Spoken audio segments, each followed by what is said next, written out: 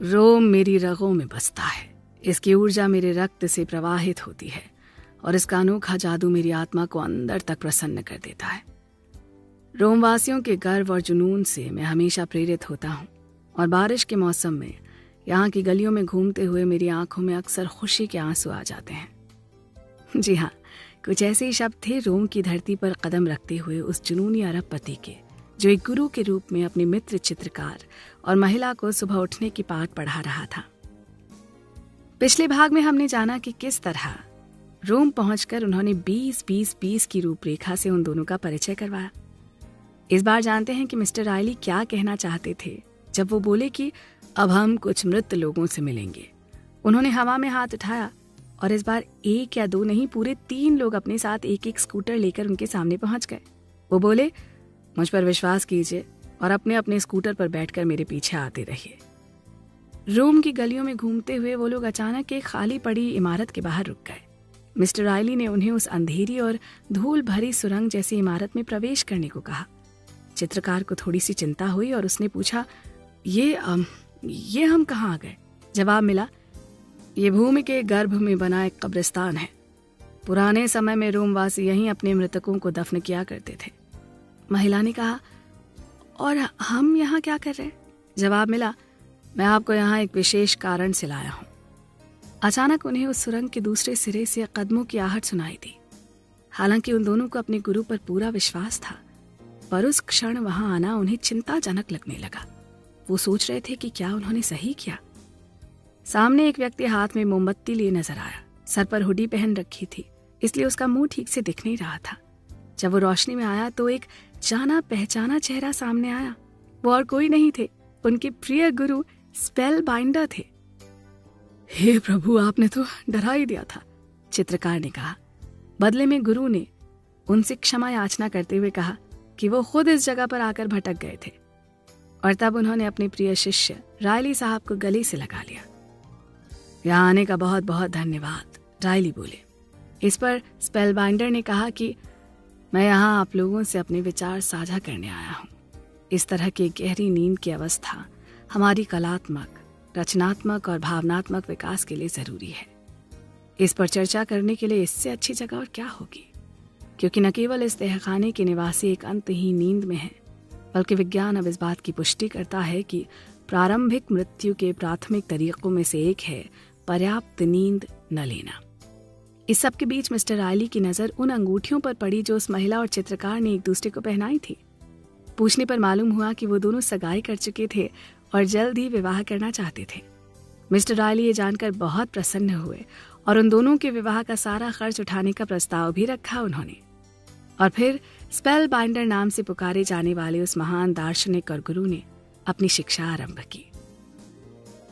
सुबह की अपनी आदत को व्यवहार में बदलने के लिए रात की नींद का संतुलित होना अति आवश्यक है। जब तक आप रात भर चैन की नींद नहीं सोएंगे, सुबह उठकर अपने 20-20-20 मिनट के काम को पूरा नहीं कर पाएंगे। जब हम पर्याप्त नींद नहीं लेते तो न केवल जल्दी उठना मुश्किल होता है, बल्कि अन्य कई काम करने की उत्पादकता में भी कमी आती है। आप इससे दुखी भी रहते हैं और आपका स्वास्थ्य भी खराब होता है।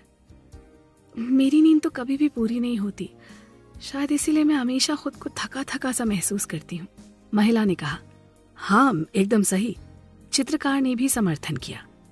मैं रात में कई बार उठता हूँ, पर जब से आपके साथ इस यात्रा पर आया हूँ तब से रात में अच्छी तरह सो पा रहा हूँ। इसके लिए आप दोनों गुणी जनों का बहुत बहुत धन्यवाद। और इसके बाद वो लोग वहां से आगे बढ़ गए। मिस्टर रायली ने बताया कि अब वो एक आखिरी मॉडल अपने शिष्यों को देना चाहते हैं। इस बार हवा में हाथ उठने पर एक ड्रोन के द्वारा उन तक लकड़ी का एक छोटा सा बॉक्स पहुंचा, जिसमें से उन्होंने कांच की एक पतली सी शीट निकाली। उस पर अच्छा समय बिताने के कुछ उपाय लिखे थे, लेकिन उन दोनों को वो समझ नहीं आए।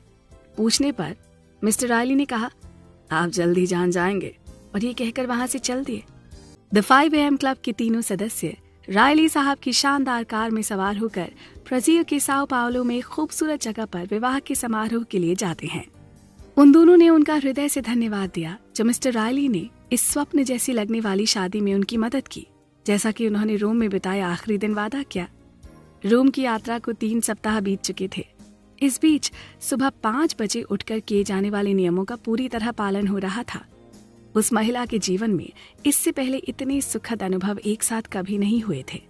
सुबह के 20 मिनट की लगातार कसरत, उसके बाद 20 मिनट के लिए ध्यान मुद्रा और ईश्वर के प्रति आभार प्रकट करना, और अंत के 20 मिनट एक ऐसी ऑडियो बुक सुनना जिसमें व्यापार की चुनौतियों का हर हाल बताया जाए।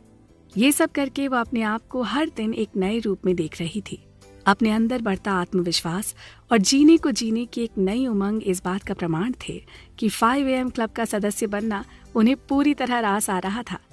वो लोग इस सुंदर नजारे का आनंद ले रहे थे कि अचानक जाने कहां से एक गोली चली और उस कीमती गाड़ी के कांच को भेदती हुई पार निकल गई। कांच पर किसी मकड़ी के जाल जैसा डिजाइन बन गया था। 2 भारी भरकम लोग चेहरा ढककर पिस्तौल लिए सामने आए और दरवाजा खोलने की मांग करने लगे। मिस्टर रायली ने बड़ी शांति से कहा, कोई बात नहीं, मैं संभाल लूंगा, दरवाजा खोल दो। और ये कहते हुए गाड़ी में लगा लाल रंग का इमरजेंसी बटन दबा दिया। कार का दरवाजा खुलते ही एक आदमी ने उस महिला को खींचकर बाहर निकाला और चिल्लाकर कहा, हमने कहा था अपने व्यापार को भूल जाओ। हमने कहा था ऐसा ना होने पर हम तुम्हें मार डालेंगे, पर तुम पर कोई असर नहीं हुआ, अब भुगतो। पर अगले कुछ ही पलों में कहानी पलट गई। मिस्टर रायली के सिक्योरिटी गार्ड्स बड़ी बड़ी बंदूकें लेकर हेलीकॉप्टर से उतर गए और उन्होंने उस बदमाश को दबोच लिया। साथ ही उन्होंने मिस्टर रायली और उनकी महिला मित्र को सुरक्षित कर लिया। पर वो चित्रकार कहीं नजर नहीं आ रहा था। ऐसे में चिंतित होकर वो महिला गाड़ी से कूदी और अपने होने वाले पति की तलाश में चल पड़ी। थोड़ी दूर पर ही कुछ आवाज होती सुन वो उस तरफ बढ़ी। वहां वो चित्रकार एक बदमाश के कब्जे में था। उसके सर के पास पिस्तौल तनी थी और उस बदमाश के चेहरे से मास्क भी गिर गया था। वो खुद बहुत डरा हुआ लग रहा था। ऐसे में उस पर नाराज होने के बजाय उस महिला ने बड़ी शांति से उससे बात की। उसे समझाया कि वो कोई भी गलत कदम उठाने से पहले अच्छी तरह सोच ले। क्या वो अपना पूरा जीवन जेल की सलाखों के पीछे बिताना चाहता है? वो एकदम से डर गया और उसने चुपचाप उस चित्रकार को छोड़ दिया और उल्टी दिशा में भाग गया। उन दोनों ने एक दूसरे को गले लगाया और ईश्वर का धन्यवाद दिया कि सब सही सलामत थे। अगले दिन वो सब उस अरबपति के पेंट हाउस में मिले जो कि एक शानदार होटल में था। अपने पिछले दिन के हादसे से वो पूरी तरह से उबर चुके थे। ऐसे में मिस्टर रायली ने उस महिला से कहा कि तुम तो कल बिल्कुल किसी हीरो की तरह पेश आई। तुम्हारे अंदर कमाल का आत्मविश्वास था। जिस तरह तुमने उस कठिन समय में अपने विवेक से काम लिया, उसकी जितनी सराहना की जाए उतनी कम होगी। तुम्हें इसका इनाम भी मिलेगा। तुम्हारे इस कारनामे ने मुझे इतना प्रभावित किया है कि मैंने तुम्हारे सभी निवेशकों के पैसे लौटाकर उनके साथ डील कर ली है। अब तुम्हारी कंपनी में किसी और का कोई हिस्सा नहीं, वो सिर्फ तुम्हारी है। ये सुनकर उस महिला की खुशी का ठिकाना न रहा। उसकी आंखों में खुशी के आंसू आ गए और उसने मिस्टर रायली को गले से लगाकर अपना आभार व्यक्त किया। जैसा उसने सपने में देखा था, सब कुछ उससे बहुत बेहतर हो रहा था और अब वो उस परीक्षा से मुक्त हो गई थी जिसने उसके जीवन को हिलाकर रख दिया था। उस पल में उसने महसूस किया कि हर त्रासदी की दूसरी तरफ जीत होती है और हर स्थिति के उबरने के तरीके होते हैं। बस हमें अपनी दृढ़ इच्छा शक्ति से उनसे पार पाना आवश्यक है। आइए एक बार फिर समझते हैं कि किस तरह सुबह 5 बजे उठने की आदत आपका जीवन बदल सकती है। वो महिला और चित्रकार अब विवाह के बंधन में बंध चुके थे और उनकी शादी पर मिस्टर रायली ने उन्हें मशहूर वैज्ञानिक और आविष्कारक थॉमस एडिसन की एक बेहद खूबसूरत पेंटिंग भेंट स्वरूप दी। वो पेंटिंग बेहद मूल्यवान थी, न सिर्फ अपनी कीमत की वजह से बल्कि उस पर बने हुए एक बहुत ही आवश्यक चार्ट की वजह से जिस पर लिखा था the 10 tactics of life long genius. उसे पढ़ते हुए उन्होंने कहा, ये 10 आदतें आपके किए हर काम के मोल को बढ़ाने में मदद करेंगी। चार्ट के नीचे महिला ने और चित्रकार दोनों ने रणनीतियों की निम्नलिखित सूची के साथ साथ उनके अर्थ के बारे में सटीक व्याख्याओं को पढ़ा और उन्हें लागू करना भी सीखा। Tactic number 1, the tight bubble of total focus, TBTF। The tight bubble of total focus ये एक रूपक खाई के समान है जिसे आप अपनी प्रतिभा की संपत्ति के चारों तरफ कुछ इस तरह से बनाते हैं जिससे वो न सिर्फ सुरक्षित रह सके बल्कि उसका मूल्य भी बढ़ता रहे। सभी महान और सफल निर्माता जिन 5 प्राथमिक संपत्तियों का बचाव करते हैं वो हैं मानसिक फोकस, शारीरिक ऊर्जा, व्यक्तिगत इच्छा शक्ति, मूल प्रतिभा और दैनिक समय। इसके पीछे एक साधारण सा सिद्धांत है। आप हर दिन एक निर्धारित अवधि के लिए एकांत में रहें, एक सकारात्मक वातावरण में जो आपको रचनात्मकता, ऊर्जा, खुशी से भर सके और आप जो काम कर रहे हैं वो मानवता के उत्थान के लिए इस्तेमाल हो सके। आप जिस तरह के स्थान में होते हैं वैसी ही आपकी मनोदशा भी होती है जो आपके हर काम में साफ झलकती है। इस कॉन्सेप्ट को अपनी व्यावसायिक दिनचर्या में संजोना बहुत आवश्यक है। अपने निजी जीवन में इस रणनीति का उपयोग करने का अर्थ है कि आप अपने आनंद के लिए स्वयं को ये समय देने के इच्छुक हैं। इसके लिए कुछ ऐसा किया जा सकता है कि टीवी बेच दिया जाए, जो कि सर्वाधिक ध्यान भंग करने वाला यंत्र है। समाचार पत्र मंगवाना बंद कर दिया जाए, सोशल प्लेटफॉर्म पर फॉलो करने वाले लोगों से दूरी बना ली जाए और लगातार घोषणा कर रहे ऐप्स को अपने फोन से हटा दिया जाए। Tactic number 2, the 90-91 rule. अगले 90 दिनों के लिए हर एक दिन के 90 मिनट का समय केवल ऐसे काम को दें जिसे करने के लिए आपका ध्यान भंग करने वाली कोई वस्तु आपके पास न हो। उदाहरण के लिए अपना मोबाइल फोन एक बैग में डालकर उसे दूसरे कमरे में छोड़ दीजिए और फिर अपना काम कीजिए, चाहे वो रसोई में खाना बनाना हो या कपड़ों को इस्त्री करने जैसा कार्य ही क्यों ना हो, और फिर उसका परिणाम देखिए।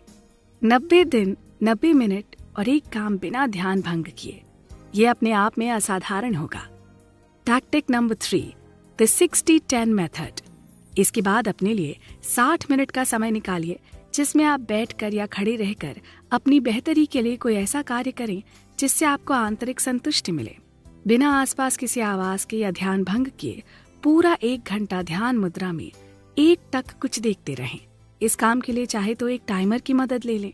इसके बाद स्वयं को 10 मिनट का समय दें फिर से सामान्य जीवन में लौटने के लिए। इसके लिए आप एक छोटी सी सैर पर जा सकते हैं, हवा में गहरी सांस ले सकते हैं या कोई हल्की फुल्की किताब पढ़ सकते हैं। चाहे तो हेडफोन्स लगाकर अपना मनपसंद संगीत भी सुन लें। 10 मिनट का ये समय आपको पुनः ऊर्जा से भरने के लिए काफी होगा। Tactic number 4, the daily 5 concept. अब उन 5 छोटे लक्ष्यों को सूचीबद्ध करें जिन्हें आप अगले दिन पूरा करना चाहते हैं, ताकि आप अगले दिन की तैयारी आज से ही कर सकें। यह आपको समय नहीं मिला जैसे बहानों से बचने में भी मदद करेगा, क्योंकि क्या करना है ये तो आप पहले से ही तय कर चुके हैं। आपने जो कुछ भी सीखा है वो भी एक अभ्यास है। जितना अधिक आप इसे करते हैं ना, ये आदत उतनी ही आसान हो जाती है और इसके आसपास आपके काम पर ध्यान देने की क्षमता मजबूत होती है। तो इस प्रक्रिया के साथ रहें, इसे छोड़े नहीं। हर दिन के 5 छोटे लक्ष्य प्राप्त करके आप सिर्फ 30 दिनों में 150 मूल्यवान पल हासिल कर लेंगे। इस बात की गारंटी समझें कि अगले 12 महीने आपके लिए अब तक के सबसे अधिक उत्पादक 12 महीने होंगे। Tactic number 5, the second wing workout, 2WW। 2WW अभ्यास को करने के लिए अपने कार्य दिवस के अंत में कसरत करने का एक और शेड्यूल बनाएं। आप ज्यादातर लोगों की काम करने के बाद की थकान को मात देने में सफल होंगे। अपनी इच्छा शक्ति को फिर से सक्रिय करेंगे, डिजिटल नोटिफिकेशन से दूर आत्मचिंतन कर सकेंगे और हाँ, रात में चीनी के लिए होने वाली आपकी क्रेविंग भी काफी कम हो जाएगी। अगर आप चाहें तो 2WW आपके लिए गेम चेंजर बन सकता है। आइए अब आगे के नियमों पर गौर करते हैं। Tactic number 6, the 2 massage protocol, 2MP। इस नियम का पालन करने के लिए अपने जीवन में हर सप्ताह नियमित रूप से 90 मिनट की 2 बार मालिश को जरूर शेड्यूल करें, क्योंकि जो चीजें इस तरह पालन कर ली जाती हैं ना, वो कभी भी पूरी हो जाती हैं, और जो शेड्यूल नहीं हो पाती उन्हें पूरा न करने के हमें कई बहाने मिल जाते हैं, क्योंकि अस्पष्ट योजनाएं सफल नहीं हो पाती हैं। आप कह सकते हैं कि आप एक व्यस्त कलाकार हैं और हर एक हफ्ते में 2 लंबी मालिश करने का समय नहीं दे सकते। वास्तव में आपकी मानसिक स्थिति, अनुभूति, आनंद, स्वास्थ्य और दीर्घायु के लिए इस प्रोटोकॉल के सिद्ध और अद्भुत लाभों को देखते हुए ये एक बहुत ही छोटा सा प्रयास है, और सच्चाई ये है कि आप इस आदत को स्थापित नहीं कर पाते। अगर आपको लगता है कि सप्ताह में 2 90 मिनट की मालिश करने में बहुत पैसा खर्च होगा, तो आपको अभी पता नहीं कि बुरा स्वास्थ्य आपको कितना महंगा पड़ेगा। Tactic number 7, traffic university. Traffic university और कुछ नहीं, बस आते जाते अपने समय का सदुपयोग करने की क्रिया का नाम है। चाहे आप काम पर जा रहे हों, सामान खरीदने या किसी भी और काम से दौड़ भाग कर रहे हों, ये समय आप अपनी बुद्धि और ज्ञान को बढ़ाने में खर्च कर सकते हैं। ऐसे में आप ऑडियो बुक सुन सकते हैं जो आपके जीवन की बेहतरी के लिए हो, या अगर आप खुद गाड़ी नहीं चला रहे हों तो आप कोई भी ज्ञानवर्धक वीडियो देख सकते हैं या किताब पढ़ सकते हैं।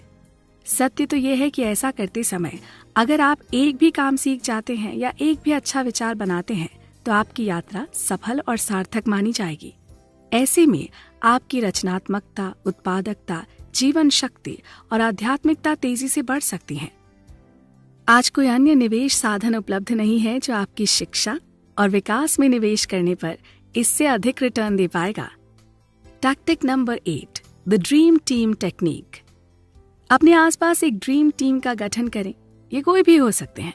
एक फिटनेस ट्रेनर जिसके साथ आप नियमित रूप से काम करते हैं, एक पोषण विशेषज्ञ जिनसे सलाह लेकर आप अपने ऊपर अधिक ध्यान दे सकें, एक मालिश चिकित्सक जो आपको स्वस्थ रहने में मदद कर सके, आपकी आय को मजबूत करने के लिए एक वित्तीय कोच, आपके जीवन में महत्वपूर्ण लोगों के साथ संबंध बनाए रखने में आपकी सहायता करने के लिए एक सलाहकार और एक जीवन के शाश्वत नियमों पर आधारित रहने में आपकी मदद करने के लिए आध्यात्मिक गुरु या परामर्शदाता। हर वो काम जिससे आपका विकास ना हो रहा हो, किसी और को सौंप दें। अपनी उत्पादकता में बढ़ोतरी के लिए अपने जीवन को नए आयाम दें। Tactic number 9, the weekly design system, WDS। अपने लिए हर रविवार को 30 मिनट का नियमित समय निकालें और आने वाले एक सुंदर सप्ताह के लिए खाका तैयार करें। अपने पिछले 7 दिनों की सुंदर पलों की कहानी लिखें और फिर आने वाले हफ्ते को और भी सुखद कैसे बना सकते हैं, इसके पॉइंट्स बनाएं। आने वाले हर दिन की सुबह 5 AM से रात 11 PM के बीच किए जाने वाले अपने सभी कामों का ब्यौरा तैयार करें। इसमें अपनी सुबह के पहले घंटे से लाकर रात तक करने वाले सभी क्रियाकलापों को लिखें। सिर्फ अपने दफ्तर और व्यवसाय से संबंधित काम नहीं, बाकी सब भी। इस साप्ताहिक डायरी से आपके दिनों में असाधारण ध्यान केंद्रित होगा, अद्भुत गति प्राप्त होगी, आपकी उत्पादकता में उल्लेखनीय वृद्धि होगी और आपके जीवन के संतुलन में उल्लेखनीय रूप से सुधार होगा। Tactic number 10, the 60 minute student. हर दिन कम से कम 60 मिनट के लिए विद्यार्थी बन जाएं और पढ़ाई करें। अपनी इस एकाग्रता को बनाए रखने के लिए जो भी करना पड़े उसे करें। यह आपके निजी विकास के लिए एक अहम मुद्दा है। हर दिन कुछ सीखने से आपकी बुद्धि बढ़ेगी, आपके ज्ञान में वृद्धि होगी और आपके अंदर एक ओज पैदा होगा जिससे आपका व्यक्तित्व चमकेगा। जैसे जैसे हमारी उम्र बढ़ती है, हम अपने अंदर आगे बढ़ने की और अधिक सीखने की ललक को मार देते हैं और ऐसा करके हम स्वयं अपने आप को सीमित कर देते हैं। पढ़ते रहने से आप एक वजनदार विचारक और एक सुपरस्टार बन सकते हैं। आपकी 60 मिनट के लिए विशिष्ट रणनीति में हर अच्छी किताब को पढ़ना, अपने जनरल नोट्स की समीक्षा करना, एक ऑनलाइन कार्यक्रम के माध्यम से काम करना, एक सलाहकार के साथ बात करना और कौशल निर्माण वीडियो देखना शामिल है। इसके परिणाम में आपको आय, प्रतिष्ठा और एक अनोखा मानसिक आनंद मिलेगा। तो कहिए, तैयार है ना आप द 5 AM क्लब को ज्वाइन करने के लिए? हम लोगों ने चर्चा की रॉबिन शर्मा की लिखी किताब द 5 AM क्लब के बारे में। आपने जाना किस तरह हर सुबह बाकी की दुनिया के जागने से पहले आपके जीवन का सिर्फ 1 घंटा आपके अंदर कितना बड़ा परिवर्तन ला सकता है। किताब तो पूरी हो गई, आइए अब आपको बताएं कि इस किताब के किरदारों का क्या हुआ। रॉबिन आइलैंड पर बहुत अच्छा समय बिताने के कुछ महीने बाद मिस्टर रायली का निधन हो गया। वो रोम शहर के बीचों बीच बने खूबसूरत और छोटे से घर में रह रहे थे जब एक रात नींद में शांतिपूर्ण अवस्था में वो हमेशा के लिए सो गए। उनकी प्यारी बेटी उस समय उनके साथ ही थी और उनके साथ थे उनके प्रिय गुरु, मार्गदर्शक और मित्र जिन्हें दुनिया स्पेल बाइंडर के नाम से जानती थी। उनकी मृत्यु के दिन पूरे आकाश में श्वेत कबूतरों और तितलियों की उड़ान देखी जा सकती थी। उस दिन आकाश में एक नहीं बल्कि 2 इंद्रधनुष ने अपनी अद्भुत छटा बिखेरी थी और शहर के एक कोने से लेकर दूसरे कोने तक के आसमान को भर दिया था। जिसने भी वो दृश्य देखा उसे हमेशा के लिए याद रखा। मिस्टर रायली एक दुर्लभ और लाइलाज रोग से पीड़ित थे जिसके बारे में उनके गुरु के अलावा किसी और को कोई जानकारी नहीं थी। अपने अंतिम दिनों में उन्होंने अपनी पूरी चल अचल संपत्ति को दान दे दिया था। हाँ, मॉरिशस का सागर किनारे बना वो घर उन्होंने अपने प्रिय जोड़े के नाम कर दिया। जी हाँ, उसी उद्यमी महिला और चित्रकार के नाम, जिन्होंने वहाँ एक बहुत ही सुखद समय बिताया था। आपकी जानकारी के लिए बता दें कि उस लगनशील और मेहनती महिला ने फिर से अपना पूरा साम्राज्य खड़ा किया और अपने बीते हुए कल को एक बुरा सपना मानकर भुला दिया। अब वो अपने बेहद प्यार करने वाले पति, उस अनूठे चित्रकार के साथ सुख से अपना जीवन बिता रही हैं। उनकी मेहनत में अब भी कमी नहीं आई है, पर अब वो अपने जीवन का आनंद भी ले रही हैं। उन्होंने अभी अभी अपनी 4थी मैराथन में हिस्सा लिया और वह साथ ही बागवानी के अपने शौक को भी पूरा कर रही हैं। इसके साथ ही वो हर मंगलवार को गरीब बेघर लोगों के लिए बनाए आवास पर जाकर अपनी सेवाएं देती हैं, जिससे उन लोगों के चेहरों पर थोड़ी सी खुशी देख सके। उन्हें अब यश, धन या शक्ति का बिल्कुल लालच नहीं है। ये सब तो वो पहले भी बहुत देख चुकी थी और आज भी उनके पास इस सब की कोई कमी नहीं थी। अब बात करते हैं उस सिरफिरे कलाकार की। आपको जानकर खुशी भी होगी और हैरानी भी कि वो चित्रकार दुनिया के शीर्ष चित्रकारों की श्रेणी में गिना जाने लगा। उसने टालने की अपनी आदत को सदा के लिए त्याग दिया और आज अपने क्षेत्र में बहुत कमाल का काम कर रहा है। साथ ही वो एक असाधारण पति बनकर अपनी पत्नी को सारे सुख और वैभव देने की निरंतर कोशिश करता है। अपने जीवन की 2 मैराथन्स में उसने भी हिस्सा लिया और उन्हें पूरा भी किया। वो अंडा, मांस, मछली, डेयरी वगैरह सब त्याग कर वीगन बन गया है और हर बुधवार की शाम संगीत सीखने जाता है। उन दोनों का एक बहुत ही प्यारा और सुंदर बच्चा है जिसका नाम उन्होंने स्टोन रखा है। वो नन्हा सा बच्चा अभी से बहुत समझदार है। वो दोनों आज भी द 5 AM क्लब के सदस्य हैं और आज भी मिस्टर रायली के बताए सभी नियमों का पूरी गंभीरता से पालन करते हैं। इसके साथ ही वो इस बात का पूरा प्रचार करते हैं ताकि ज्यादा से ज्यादा लोग इसके महत्व को समझकर इसका लाभ उठा सकें। जहाँ तक द स्पेल बाइंडर की बात है, वो अभी भी जीवित हैं और कई मायनों में पहले से भी ज्यादा चुस्त, दुरुस्त और स्वस्थ हैं। आजकल उनका घर टोक्यो में है, लेकिन अभी भी वो दुनिया भर में घूम कर अलग अलग शहरों में भाषण देते हैं। आप उन्हें अक्सर हवाई अड्डों, सभागारों या होटल की लॉबीज में पा सकते हैं, जहां आज भी वो लोगों को जीवन को बेहतर बनाने के संदेश देते मिल जाएंगे। और उन्हें आज भी मछली पकड़ना बहुत पसंद है। द 5 AM क्लब का ये सारांश आपको कैसा लगा? कमेंट सेक्शन में जाकर हमें जरूर बताइएगा। आपका दिन शुभ हो। नमस्कार।